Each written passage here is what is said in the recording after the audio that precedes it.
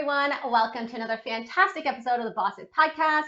My name is Sophia and I'm going to be your host. And today we're going to be chatting about how to grow your business successfully. I'm going to be giving you 7 tips. So the first tip is you really need to dream big. And I say this because many of us play really small. We do not want to go outside of our comfort zone, and therefore we're not really maxing out our potential. So my first tip for everyone is to really dream big. I want you to think about that audacious goal and visualize that it's actually yours. Now, an example that I have personally is that we have been able to expand our small Etsy shop into a big retailer like Walmart. And I said pretty confidently early on that we are going to go into Walmart. I remember telling this to one of our mentors, and he was like, "You're pretty confident about this goal." And I said, yes. And within about 12 months, later, we actually were on the shelves at Walmart. We have a long story about that, but we'll do that story another time for you guys. So the first tip is to dream big, take a minute and really think about where you want to be with your business and just visualize it. The next tip is to make sure that you're creating a product or service that people want. You need to make sure that your customer actually need the product or need the service, and then you'll have no problem selling it. And the best example we have, of course, is from also Sophia. We knew there was a gap in the market. We knew that our community needed the Eid and Ramadan products, and that was the reason why it was so easily picked up by a large retailer. So again, remember, you are selling a product or a service, and you need to make sure it fits the needs of your customers. Tip number 3, you have to remember you are the owner, you are the instructor of the business, meaning you need to be able to get nitty-gritty in your business. You need to be hands-on in the beginning. And in the early days, it was me going to the pop-up shops. It was me packing the parcels and shipping it out. It was me that was designing everything. And by doing it at the beginning, it will allow you to have a greater understanding of the process. And then you can strategize on a way to leverage, meaning hire the right people for the right positions, meaning knowing the systems that need to be put in place. So in the beginning, you should be hands-on. You should be going out to the pop-up shops. You should be dealing with customers and customer service, and there's nothing wrong with it. So don't be afraid to be hands-on at the very beginning of your business.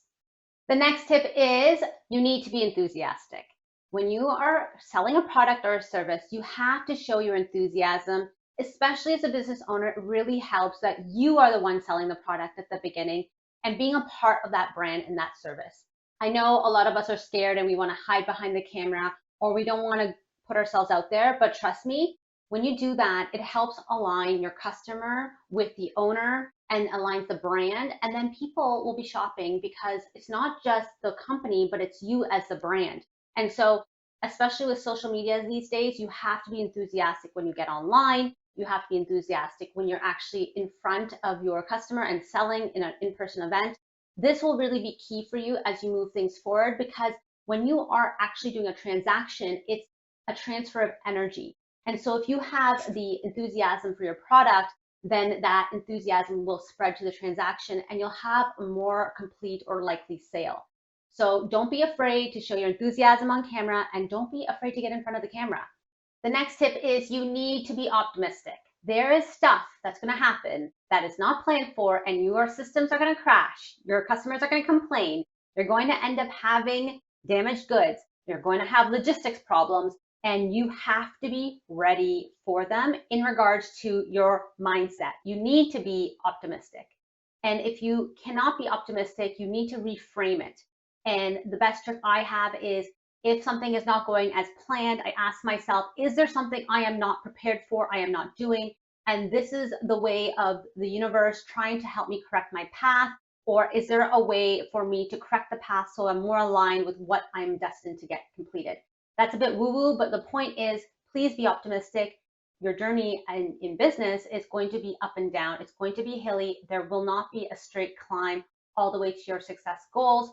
So make sure you reframe and ensure that you are leading with optimism and not being so pessimistic. We said it once before, but we'll say it again. You need to focus on your customer and what your customer needs are. The goal of your business is not to just make you rich. Yes, there can be incentives for the entrepreneur and for the business owner, but the business is meant to serve the customer. Customer satisfaction should be one of your number one key metrics that you're measuring. And remember, the best referrals are from your customers, word of mouth, your reputation as a business, as a brand. Make sure that you are focusing on your customer and their needs, and you will reap the benefits later. And my final tip for today is you need to make sure that you have a unique selling proposition. Why are customers coming to you and your brand? Why are you the one that they are going to be better served with? Again, there is many opportunities to be a Me Too company, meaning you copy somebody else's vision, somebody else's plan, somebody else's service or model of delivery. But that is not going to serve you well moving forward, because they are going to see through that and they eventually will drop you because it's commodity.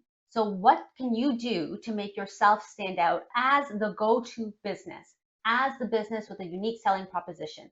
And if you can figure that out, I will guarantee you that you will have success, because your customers will continue to come back and they will bring their friends. And that is generally the goal for all of us, is to ensure that we're growing our customer base and we're doing it without paying more money. And we'll get more into that in future episodes. But we want to lower the acquisition rate of getting a customer. And so with a unique selling proposition or building a brand, you are likely to do that more successfully. So make sure you are doing that all throughout your business, trying to differentiate yourself from your competitors and not being that Me Too company. All right, from the top, let's go through the list. We want you to dream big and make sure that you are doing that stretch goal. Make sure you're aiming high. Do not limit yourself. We want to make sure that you are creating products that people need so you can sell them easily. We want you to be hands-on in your business so you actually know how to leverage later on and create standing operating practices. We also want you to be enthusiastic when you're selling. That way, when you're enthusiastic, that transfer of energy goes to your customers and you're more likely to complete the sale. Be optimistic, because if you're optimistic, when those challenges do arise, it's easier to combat them and focus on the solution. We also want you to understand your customers' needs and make sure that you are satisfying your customers' needs. That way, they bring back their friends and you will actually reduce your acquisition rate for your customers and it will result in more profits. And finally, we want you to concentrate on your unique selling proposition. When you have a unique selling proposition, you stand out from the crowd, and therefore your business will have a longevity and be more likely to sell with the brand rather than discounting. We'll get into more of those topics later, so make sure you hit subscribe. And if you'd like, you can comment below and tell us which tip you're going to try to put into action a bit more.